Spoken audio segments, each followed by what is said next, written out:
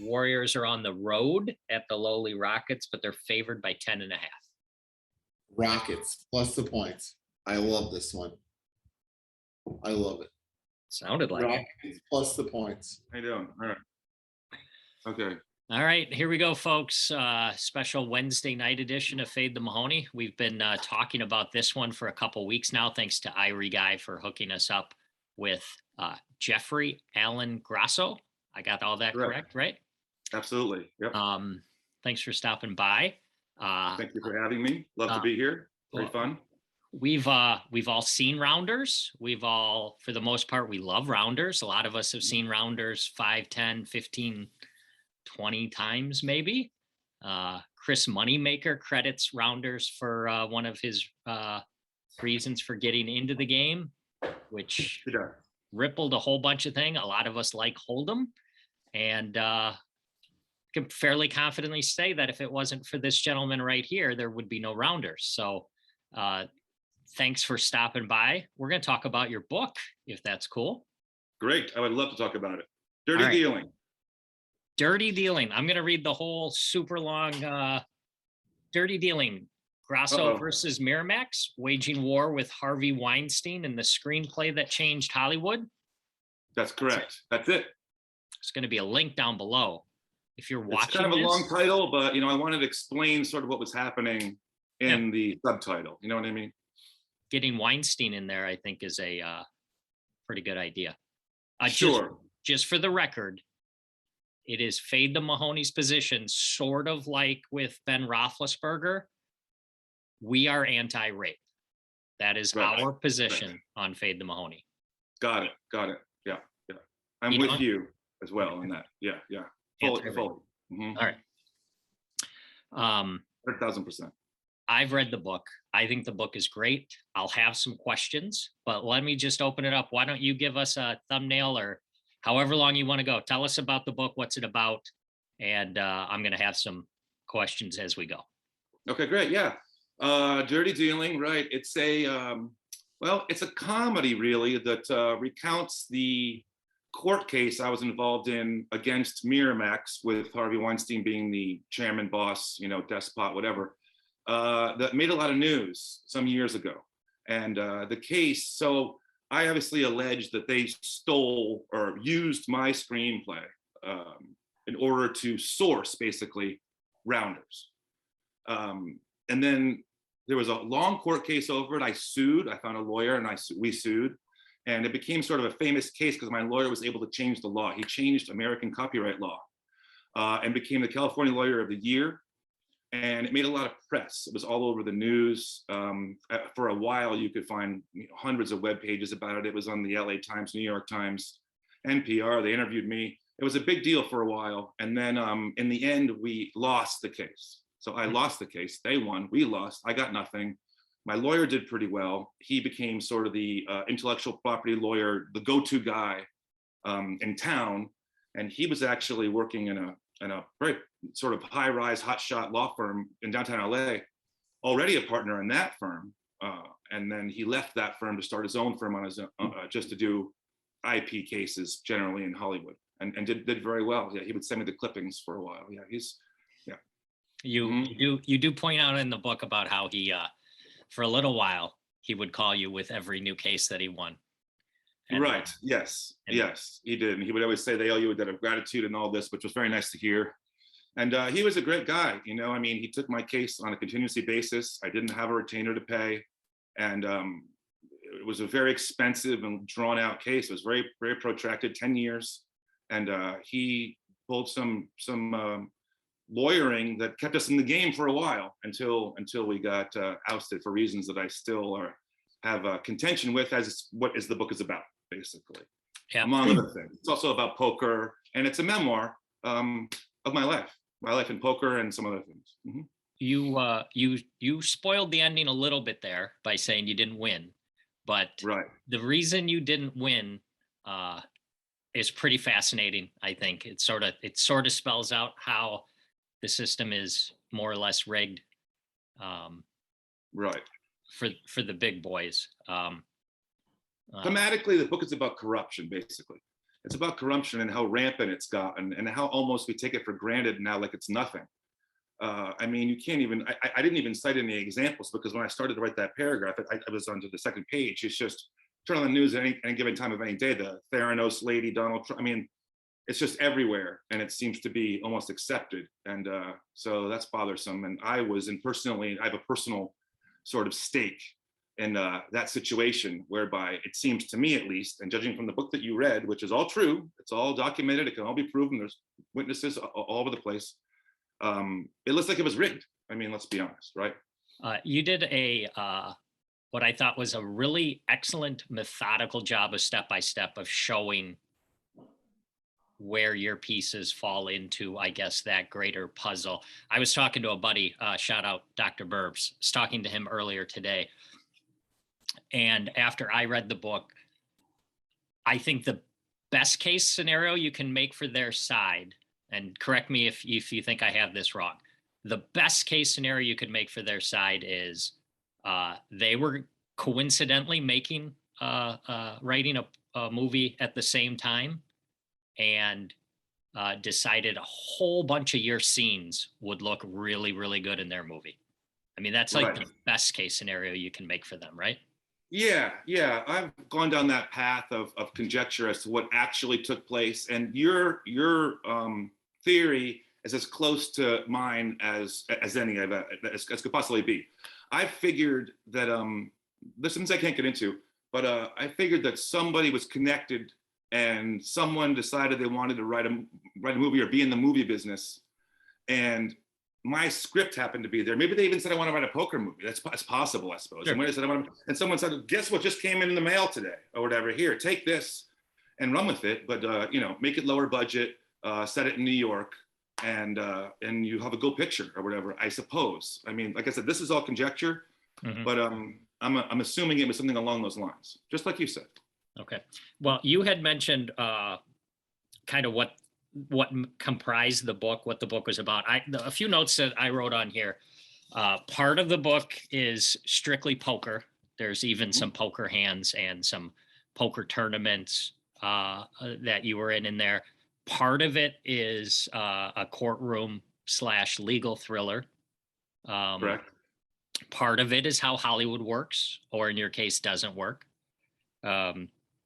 Part of it is an exploration of a variety of fascinating characters. But what I think a lot of people would like, and I think why people should buy the book, it's a worm origin story. I guess you could say that. Yeah. I mean, if that was a coincidence, I mean, I can't even tell you. I mean, look, you can use your own. Like I said, in this book, people think I'm crazy when I tell the story, which is why I wrote the book. And like you say, I was very careful to be as methodical as I could be, laying it all out and letting you make up your own mind. I'm trying to put not my opinion in there, but yeah, I did have a character named Worm in my, what's going on right now? Sorry. That's okay. I did have a character. I'm a novice. I'm a total novice like this. This is my first podcast. How's the lighting? Do I look okay? You look great. Good. Like Gary Shanley. Shout out Marshawn Lynch. Right, Marshawn. Thank God there's Derek Henry now, so he can give me my fulfillment of guys who just run people over, because those are my favorite plays. You know what I mean? I have a character named Worm in my screenplay. It's a different character. It's not the Worm character in Rounders, but I do have a character named, I don't want to give away too much, but I have a character named Worm, whose nickname is the Worm. So that doesn't seem like it'd be possible to be a coincidence. And a movie about college kids playing Hold'em and getting in trouble with loan sharks with Johnny Chan, written before any Hold'em movie ever existed. And there's two worms, one in each one. I mean, you don't need to go any further than that, even if you're a skeptic. But there's a lot more, of course, evidence and detail in the book.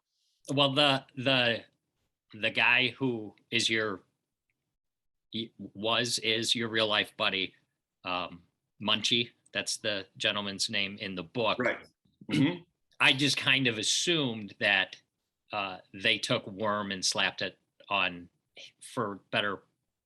I mean, I guess that character in the movie. That's correct. Yeah.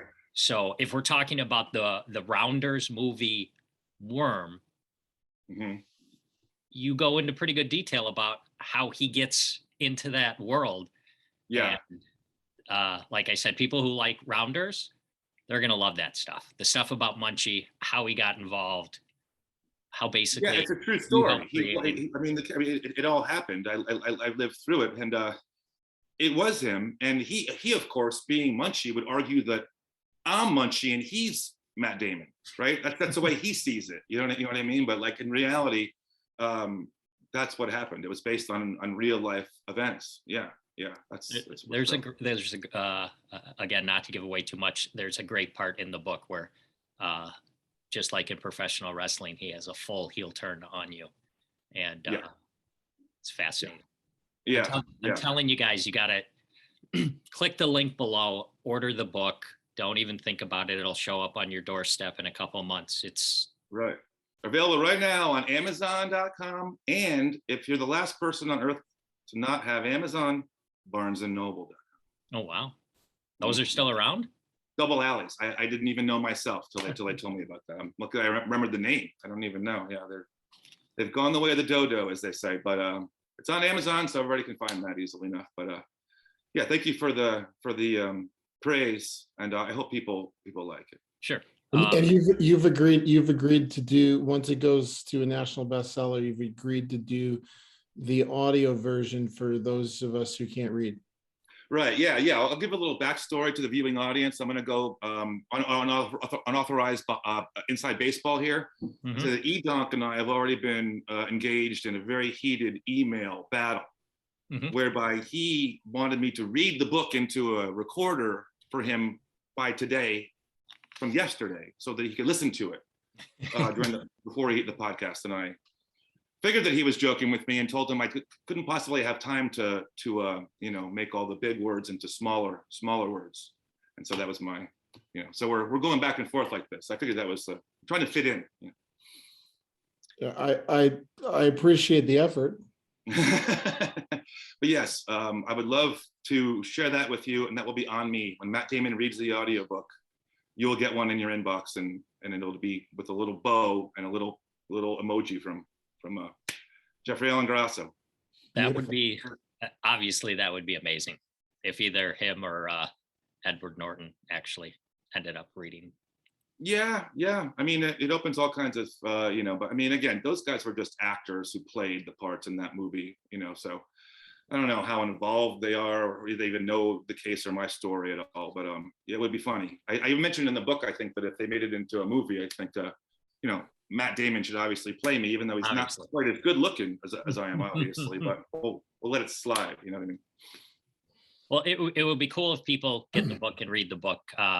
We spoke with Maria Ho last week on the show, and I mentioned that you were coming on this week to talk about the lawsuit, etc. And she didn't have any idea. So I assume even people in the poker world don't have any idea. It's No. There's a lot of cool things. I remember hearing maybe Irie say something.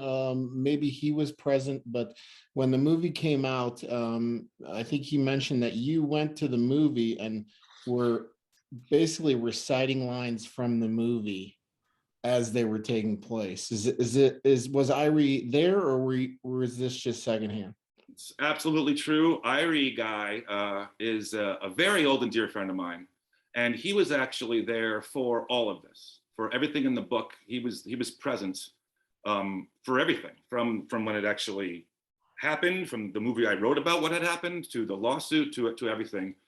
So absolutely, yes. I remember that experience. And I don't know about reciting lines verbatim, but because he had been so close to it, and he knew what I was doing when he watched it. He could understand it the same way I was watching, because he had read the screenplay. So it was interesting. And I was probably not in a great mood that night afterwards, but he was involved for the whole thing. There's lots of people who were, that's the thing. Everybody thinks I'm crazy, but there was a lot of people around for all of this. It all happened. It's a non-fiction book. So ergo to it, therefore, these are real people in some context. I had to change names and things, but yeah. And Irie was involved, heavily involved, all the way up into the production of the book. Ira Guy's actually been very, very supportive and helpful, even in an editorial capacity. Believe it or not, you wouldn't know what to look at him, but the guy's pretty bright. Yeah. Irie's the best. His episode, all of you watching this, if you haven't, if you're new to Fade the Mahoney, I think it was 2 weeks ago. He was sitting here at this same time. We did a show with him where he recounted a pretty awesome craps story and a pretty awesome super high stakes hold'em hand with John Rivera Ballan. So if you haven't watched that, after you finish this, go back and watch that. Absolutely. I watched that episode and it's fabulous. And I know that crap story. I know the people involved, and it's one of my favorite Irie Guy gambling stories of all time for sure. Yeah. It's a good one. Oh, look at that cameo. Okay, just a couple more bullet points I've got about the book. There are so many cool scenes in the book, from you introducing your attorney to the story, and how he basically wanted nothing to do with you, and how that grew into, I think you had mentioned, he became attorney of the year for the state of California based upon your case. And I hope he sends you wonderful holiday gifts every year for all of you. From what it sounds like, he sleeps on a pile of money that probably started from your case. So well, yeah, he's a good guy. He's since passed on, God bless. And I used to say I never even got a fruit basket. That was my joke, you know what I mean? Because he would say these people owe you a debt of gratitude or whatever. But God bless him. Let's not forget, he took my case and believed in me when nobody else did, really. You know, so if it wasn't for him, there would have been no case, and he certainly wouldn't have changed the law, because I didn't have anything to do with that. I'm not a lawyer. Right. So he used my case as a fulcrum or whatever, but the lever, however you want to put it, was his invention. Is the case closed? Like you can't reopen it. You can't go. No. As far as I know, there's no longer any appeals. Yeah, this is all wrapped up in 2006, I believe. That was the last appeal that we lost again, and then the final judgment, which I actually include in the book, the actual court papers, which reads almost like, so you're reading the book and you think that I'm telling you these things, and it sounds ridiculous. It sounds like there's no way they could have ruled against you, and then you can read the document, the actual court document, and see for yourself how sort of ludicrous it is. You know, it's just they're just saying black is white, you know, up is down. It's insane. So that's included. So anyway, like I said, people can make up their own minds. Other things that are included, you tell a cool story about a poker tournament you play in which there is basically no rules. They did not worry about the one player per hand rule. It was like you against the room. That was pretty cool. You play some cash game with a poker Hall of Famer, which was pretty cool. Yeah. But what I think people will find really interesting is there are literally 7 pages of bullet points showing the similarities between your screenplay, which was called The Shell Game, right? That's correct. 7 pages of similarities between your screenplay and Rounders. Correct. Yes, that's the list that I got. I used to get Martyr, to get him on my side, as is detailed in the book. I won't get into it, but yeah, I figure I needed something to show people. I can't just walk in and say they stole my movie or whatever. So I had to go home and I wrote it up, and yeah, it was seven pages long. There's a lot of similarities, a lot of similarities, and some that are just glaring. You know, some of the language that they use is just, you know, like I go into a point where I compare my synopsis of the screenplay that I included with the scripts I sent out, and their marketing materials on their website. And I do a side-by-side comparison, and I won't ruin the ending for you, but it's interesting, I thought, to say the least. That's when I first sort of realized that something had gone wrong, looking at the website, which was, you know, the internet was still pretty new back then, but yeah, that's how I found it. Munchie was the one who called me. But anyway, we're getting into some details, but if we go into a little bit more detail, I mentioned briefly before we started recording that The Ringer did an oral history a couple of years ago. If I read you a couple of quotes, could I get your response to a couple of these? Sure, absolutely, please. Love to. Let me just find it here real quick. If we go into further detail, you might as well just read the goddamn book on the show. Right, I could read it out loud, and then we could do it in installments. I could do one chapter a week, and we could just do it one, like a serial thing. Yeah, then no one's doing it. Like bedtime stories. Right, right, perfect. One of No, the, but I am also, I was giving you a hard time before, but I'm an audiobook fan myself. I'm a huge, I don't read books either anymore. I listen to audiobooks mostly. And, when you're walking in the woods, when you're going to bed, they just, especially during COVID, I just find them to be soothing, and it's just an easy way to read a book, So I'm a fan of that, and looking forward to having mine be read by Matt Damon or someone, you equally. both must be younger than me, because I can't do it. Like I've tried the audio before. It's weird to me. I got to read it. So I appreciated you sending me this. Right. One of the gentlemen. There are times when holding a book in your hand is just real satisfying, and I enjoy that also. But like before bed, I become a big audiobook fan because it's dark and you just have the headphones and I sort of fall asleep to it. But you definitely can't replace the actual physical, especially a hardcover, copy of a book, just to sort of like give it the weight, and the importance that it sort of deserves. I like paper as far as aesthetically, but it's also nice to have the option.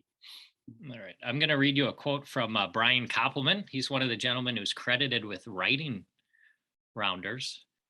Says, I called him in the middle of the night and he said, we got to write about this world. He, being the smartest person I knew at the time, said, but what's the story going to be about? Who are the characters? The setting is amazing, and it was perfect because we had already realized we wanted to write about a character like Worm and a friend of his. Fascinating, huh? Yeah. What character was that in his life? To my knowledge, he wasn't a poker player or a writer. Yeah. Before Rounders. I mean, and one of the producers on it is actually quoted in here saying there were a couple of poker scripts, and we looked at the competitive project, but nothing was as insider as what this was, referring to. Really? That's interesting. I haven't heard that before. Yeah, I wonder what scripts those were that they were looking at. I don't know. The whole thing is so bizarre because looking back on it now, you have to understand that there weren't any poker movies. It didn't exist. Nobody knew what Hold'em was. Nope. No one knew what No Limit Hold'em was. Nobody knew what the World Series of Poker was. No one knew anything about it. There hadn't been a poker movie since the Cincinnati Kid or something. There was no poker movies at that time. And so I was up against a hill just from the outset, because people were like, well, this isn't they always make what sells, right? So if Spider-Man's selling, make more Spider-Man. Yep. There was no poker selling, there was no poker period. And so it was sort of my idea that I talk about a little bit in the book, and I'll give a little bit of that. But I remember watching Wimbledon at the time, and the first prize in Wimbledon was $500,000. And the first prize of the WSLP that year was $1 million. And no one had ever heard of World Series. And everyone knew about Wimbledon. It was global and televised. And I'm like, this is twice the prize money. And it's super action packed. No one even knows what's going on. And so I wanted to sort of bring that world, that culture, not to mention that all the card clubs went from stud and lowball, mushroom tables where you dealt yourself. And then they all just sort of went away and were just like fast, just overcome with Hold'em tables. And so I watched that happening in the casinos. Every time I walk in the door, there'd be more Hold'em tables and less there. Where'd the mushroom tables go? Where's the lowball section? And so I realized this was happening. I figured I wanted to bring the story sort of to the masses, and it hadn't been done before. So you have to remember, I was living in the casino, and my friend Munchie was running around with me and getting in a little bit of trouble also at the side. I didn't personally get into any trouble, but he did get into a little trouble. And that's where the whole origin, the genesis of the story came from, was you write what you know, and this is how we would live. So mine's actually obviously set in Los Angeles. There's a set in New York, but I mean, they just transposed it, and they didn't take the whole screenplay I wrote. They just took a section of it and sort of expanded it and set it in New York City. In my opinion, that's in my opinion. Of course, I can't just say it's. Is there a goulash joint in LA? Yeah. There's plenty of goulash joints everywhere. Matter of fact, I played in a tournament Monday night in a bar in Hermosa Beach. That was crazy. It was like insanely short stacked. You got like 3 chips, and it was rebuy, but the stakes kept going up. And so if you were going to rebuy for 5 chips, the blinds were 1 and 2, and everyone was drinking, and it was crazy, but it was fun. So it was fun, yeah. But there's a goulash joints. We used to eat in the casinos. I never went to a restaurant. We never left the club. So we ate a lot of fried calamari and wonton soup at the Normandy Club at Hollywood Park. And, I will send you this article offline if you want to read it. Raise your blood pressure. You'll have it there. Otherwise, we'll just let it be. But there are a lot of interesting facts claimed in this article that I think you'll find interesting. Just the last thing I'll say is the 2 gentlemen credited with writing Rounders then went on to write for the show Tilt on ESPN. Did you ever catch that? I remember briefly. There was so much stuff after Rounders came out. Like I said, that was sort of the crack. And then there was just a flood of poker stuff came through, a bunch of them. None of them were really any good, but there was that Tilt show was one of them. I don't think I ever saw it. Not really good. That's why I brought it up. It was something to watch, but it wasn't right. Yeah, well, funnily enough, those same guys also are behind or involved with the show Billions. Mm-hmm. And they were recently sued and won again from a lady who I happen to know personally, who claims that they stole her character for the character of the, hotshot female, like consultants. I don't watch the show, so I don't know. I haven't seen it.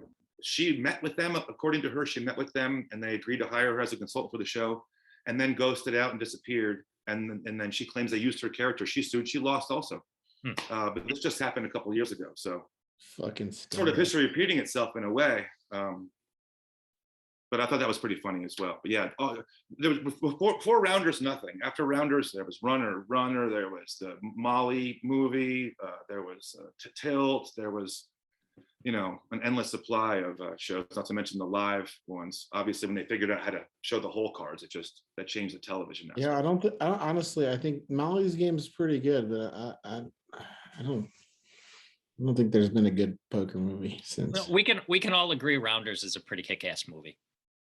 I cannot say that I don't think it's a good movie. I do think it's a good movie. I think it's well done, well acted. I think obviously I have a personal, Malkovich with the whole. Anyway, I liked it. I'm a poker fan. I like the movie. I like John Dahl, the director. He's an excellent director. The characters are good. The actors are good. So, yeah. It was fairly well done, which I'm grateful for.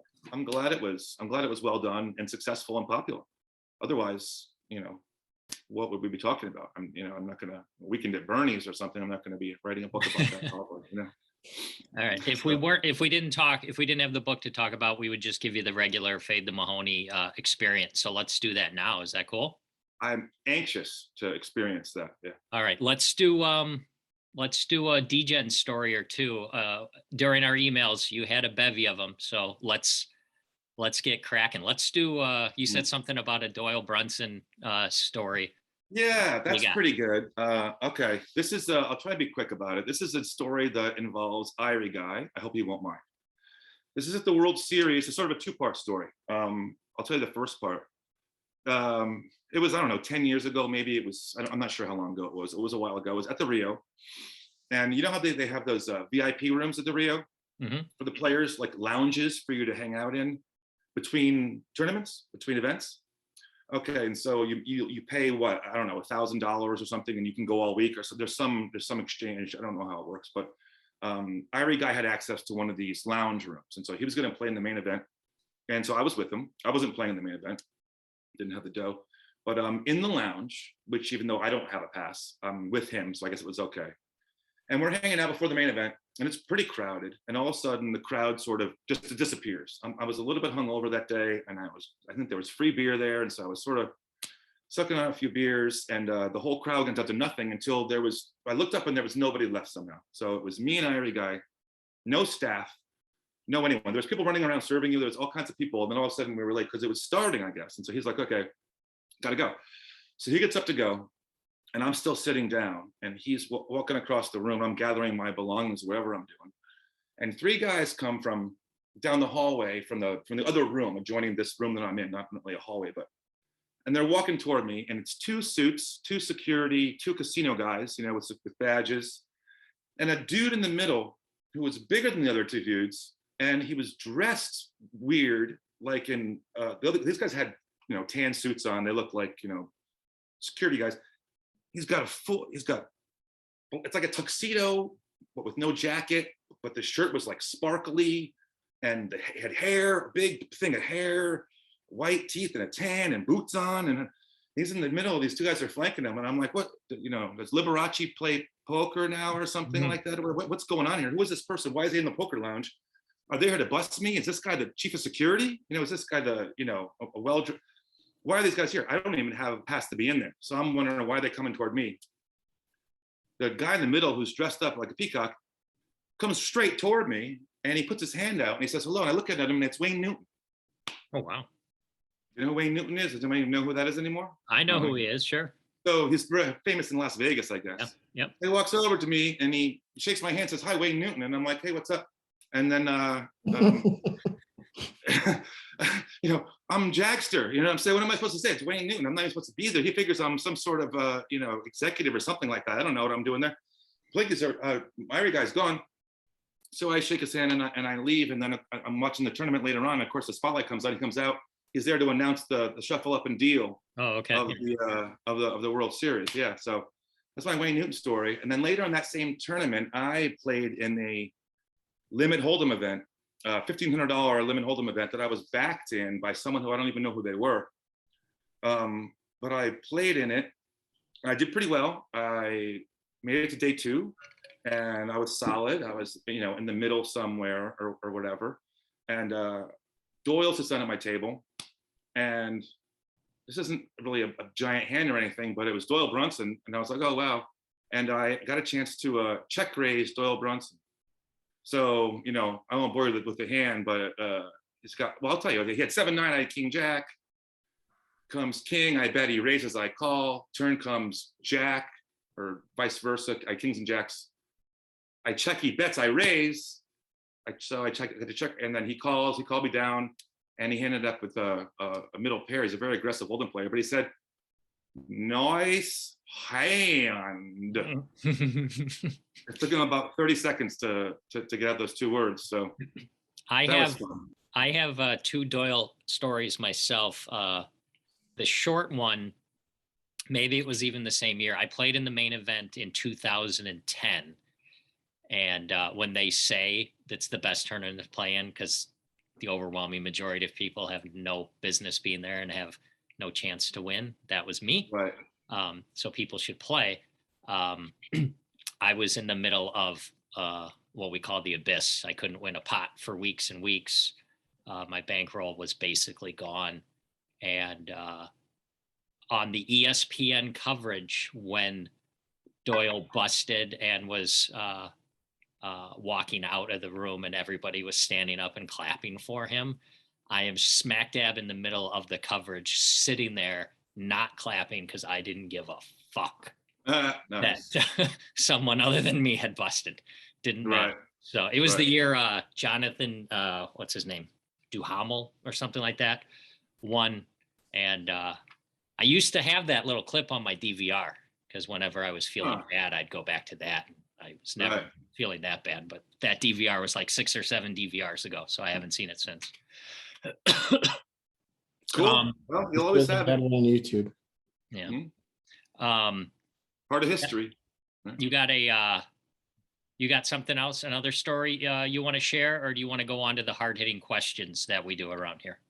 We can go on to the questions. I just wanted to say that this last weekend, I had a 2-team parlay, money line parlay on Cincinnati and San Fran, 10-1. And I was very disappointed. When San Fran was up 10, I was looking like the smartest guy on the planet. And of course, they didn't pull it off, and then the Rams didn't even cover. But I did have money line on Cincy by themselves too. So I'm just showing my chops right now, you know. Okay. But you did lock in a little bit of profit by taking San Fran right before kickoff, right? Plus the 3.5. No. No, I had the Rams. I had the Rams -3 now, which. So you middled yourself. You middled. Yeah, it turned out to be a hedge. But I Congratulations. didn't even really know I had that bet. I made it like last week when the spreads first came out, because I thought they might change. So then I went the other way because I figured all the shenanigans from the week before. I thought, what if it continues? And I'm like, Mahomes, can he possibly lose? I don't know, but anyway, I took a shot at it. And so not only didn't I win the parlay, I didn't win the Rams bet with the points because they didn't cover. Yeah, so You'll fit in perfectly around here if you. yeah, Sounds like yeah, it sounds great. like going to the roulette wheel and betting red and black. Yeah, kind of. Well, I was getting 10-1 on the parlay, and I was only getting -108 or whatever on another thing, but I just forgot I had it. Yeah, I do that a lot.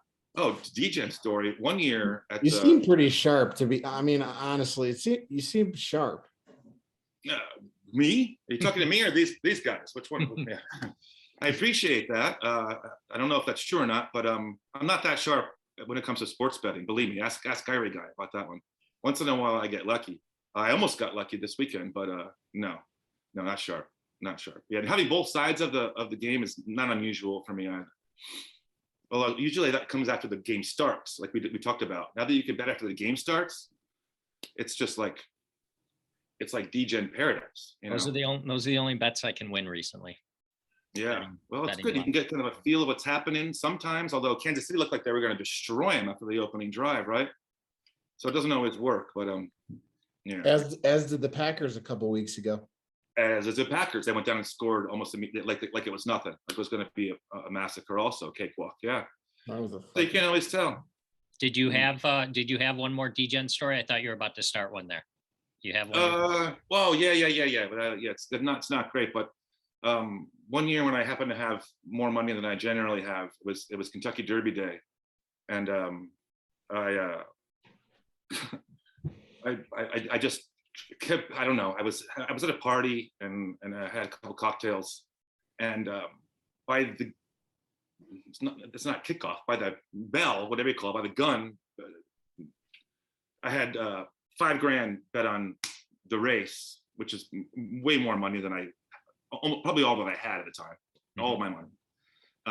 And then all different kinds of things. And the thing was so long, I couldn't even really keep track of what I had bet on. But I knew I needed the lead horse to win, the favorite. If the favorite didn't win, I was doomed. And luckily the favorite came in, and all my different parlays and groupings and this and that, and fade this and fade that, fade this. And at the end of the whole thing, I came out even. Have the winner break you. Yeah. Good sweat. Sounds like. Yeah. I was sweating for a while, and I was like, "Oh my God, what have I done?" Because it's so easy, to just when you're online, get sort of caught up in it. But I'm very low. I go my greenie level now. On nitrogen is very. I go my unit is one green, whatever that is, whatever percentage of a Bitcoin that is. It's a millionth or something, I guess. But, okay. It's not much, so I can't get in trouble anymore. Although that would have been nice parlay to hit. It would have made a decent chunk of cash. But yeah, so Super Bowl. Anyway, let's get into the nitty gritty if you want to. All right. Real questions around here. I hope you're prepared. What's your favorite Taylor Swift song? Oh my God. My favorite Taylor Swift song would have to be the one where she scratches the guy's car up and bashes out his headlights. And you know what I'm saying? Yeah, that's a Carrie Underwood song, but I know what you mean. Right. All right. Is there a difference between the? Oh. Not much. All right. Is there a difference? Yeah. No. Okay. All right. My favorite Taylor Swift song is Taylor Swift herself. End of story. I like Taylor Swift, and every one of her songs is my absolute favorite. Wonderful. Especially the one where she goes, she writes the guy's name in the box or whatever. She can write my name in that box. Blank space. She's like, I got a blank space and I'll write your name in it or whatever, meaning like she's single, I guess. And that's the way I took it. She can write Jeffrey Allen Grasso right into that space. All right. I'm going to put you down for blank space. You came up with one. She can sing whatever she wants. All right. Second important question. Last year during. I only know that, by the way, because I have a daughter. Okay. That's the only reason I know that song. All right. Full disclosure. I don't want anybody. I got a reputation. I've got 2 daughters, and we went and saw her in concert a couple of years ago before the world shut down. That must have been a thrill for them. Sweet. You're a good dad.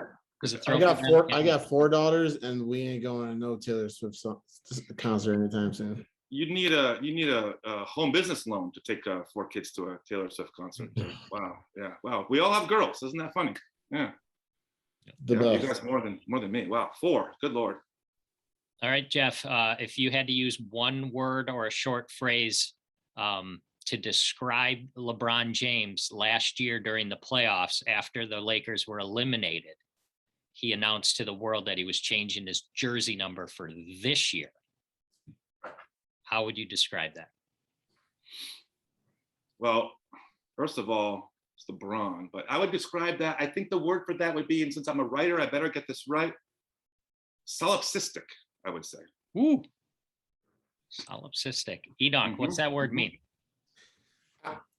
I think, does it start with an S or a C? An S. Yeah, I'm not sure. Solipsistic. It's basically a Narcissistic? synonym to narcissistic. Correct. Alright. Yeah, basically the same thing, just different. That- It means That's the use. That's the you word think the Maria world- Ho used. she did. Solipsistic? No, she used narcissistic. Oh, wow. Okay, close enough. Okay, But sure enough. It fits. Yeah. It just means you think the world revolves around you, Oh, basically. yep. So, A mhm. douchebag. Yeah. Like I live in LA, so LeBron, All I right. can't say anything like that, but I will say that, yeah, I know what you mean. Mhm. All right. I've got this new thing I'm My going to Lakers try fan out. friends would kill me if I said anything bad about LeBron. Who would? My Lakers fan friends, my friends who are Lakers fans. Yeah, I have a lot of friends who like the Lakers. We're in LA here. You can like the Lakers, you just don't have to like LeBron. I mean, really? It's like liking pizza, not liking cheese or something, isn't it? I mean, how do you separate? We're going to use that word as the title of this episode, I think. Solipsistic. See how many clicks Hey, that gets. wait a minute. What did you call me? No. You think Edonk is solipsistic? No, I don't think so. He's okay. He's all right. All right. Let's everything the last 45 minutes, all preamble. We're gonna bet on a game. Or you're at Oh least boy. you're gonna tell us who you're betting on in the Super Bowl. Rams are favored as of now. It's up to 4.5 last I checked. 4.5. Over the Bengals. What do you think? Well, I am in Los Angeles, and that is my local team. Joe Burrow looks so much like Cinderella that you almost want to give him the idea that he could win, which is why I thought he could win last week. I'm going to take Cincy in the points just to go against the grain. Don't tell anybody because I'm an LA local. All right. I can't believe the number's going up. Seems kind of weird to me. I can't either. I guess all the money's coming in on LA, right? But I mean, look what he just did. Of course, they are at home, don't forget. This is LA in LA. And that new stadium cost $25 billion. And to have the home team win the Super Bowl there in the brand new stadium, I mean, that sounds like it's good for business. So, that makes me wonder also. Did you see the story about the guy today who accused the Dolphins of telling him to throw games? Speaking of corruption and rigged systems. So that part of me would say LA is going to win because what a story. But then looking what Burrow did away, they just got a lot of heart, this team, it seems like. They came out of nowhere. So Cinderella story. That's my pick. Cinderella story. Well, maybe the Rams win by 3, and then everybody's happy. All right. Okay. That story. I can't imagine how that could be true.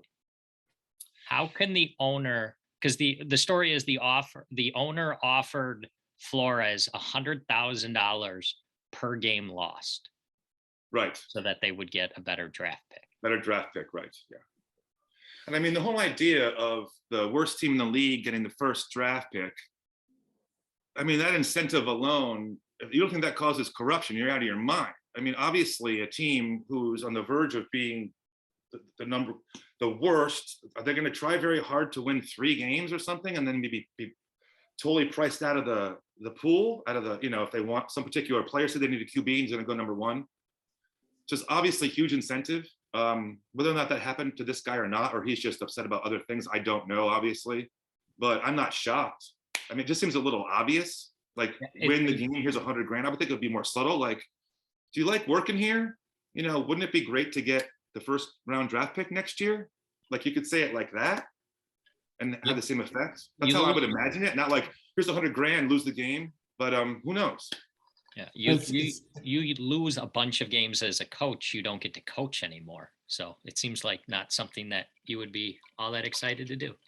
Another excellent point, which is to be sacrificing short-term financial gain for long-term, obviously career, reverse trajectory, which he would not want to do. When in the NFL, all you want to do is, coach more games for a winning team, right? I mean, Yeah. once you get to that level. So the whole story is very strange. I'll be watching to see how it shakes out. It's not quite as interesting as my story, dirty dealing, waging war with Harvey Weinstein, and the Yeah. Click not on the as good link. as that. It's not as good as that, and obviously not as well written, but it's still an interesting story. Click on the link below. Just order the book. When it shows up, you'll be very, very happy that it did.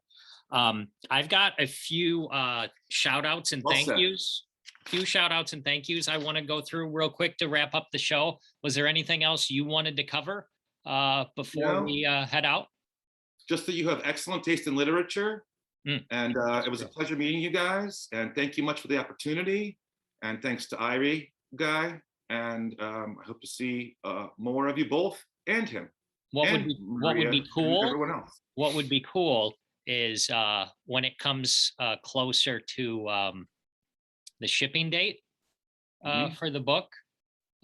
You had a few other stories that I think I'd like to hear and everybody else would like to hear. So maybe when the book's about to actually ship, we could have you back on and go over a few more stories. Yep, I do have more. I'll tease them for you like they do on TV. Okay. I went to a party. Well, I won't even say that. I used to work for, here's a little tease. I used to work for, as a writer, the Wolf of Wall Street, the guy who they based the movie on. You're familiar with that movie, Wolf of Wall Street? Jordan Jordan Belfort. Belfort. Jordan Belfort, yeah, was my boss right here in town not too long ago. Cool. So that was interesting. I could tell you a little bit about that. Teaser. That's Jesus. awesome. That's There's awesome. Not about poker though, and we don't care about poker. No, that's Poker's okay. in the book. Poker's in the book. But I'll tell you, There's- I can tell non-poker stories on this side too, right? There's a decent chance I'll be in LA on the 21st and 22nd of March, and I'd love to buy you dinner. That would be awesome. I would love to have you buy me dinner. Fantastic. I know great places. Great. I know the spot. Here We'll are go to my Tony Redondo. here are my thank yous to wrap up the show. First off, thank you to Ivory Guy for putting us together. Peace and love. I've never gotten a pre-copy of a book before, so that was a new experience. So that was awesome. I'm glad that happened. Thank you to Maria Ho for coming on last week with very little marketing for that particular episode. It is already in third place in a week. We've done nearly 100 shows. Hers is in Wow. third place as far as views. Wow. Fantastic. Want to thank the Savages, Trevor and Jody, for their friendship and always making time for the show. We've got Nick from Hustler Casino Live. He was on the show last night on Hustler Casino Live. He's going to stop by on Friday to tell us about his experience on the show. So if anybody's still watching, we're closing in on an hour. Get excited. really? Get excited for Nick to come on the show. Next Oh. week, we've got DGAF coming on in the middle of the week to do Super Bowl props. Mm-hmm. Uh, I'm gonna give him a shout out right now. what do you got? Doesn't he wear his shades? Did I see him wearing his shades on his podcast? I just watched that. You did? Trying to be like him. Yeah, of course. Yeah. Do my awesome. research, bro. He's the his episode is the number 2. You can't compete with Not for smells. long. Not for long. Did you watch the smells episode? Nobody can compete with that one. That's the biggest winner. I'm hopeful beginning of next week, we're going to have David Baker on the show. Of all of our guests who've been on the show over the past year, only one of them has actually done well, David Tuckman. But we're hopeful David Baker actually handicaps games and wins money betting sports. So he might point us in the right direction for the Super Bowl. And my last thing here on my list, mentioning David Tuckman, both him and Daniel Negreanu are going to come on the second week of February. We're going to talk some hockey for the first time on the show. Wow, wow. I'm in very vaunted company there. Sounds like you got a good lineup coming. Yep. All right. That's the show. Jeff, this is awesome.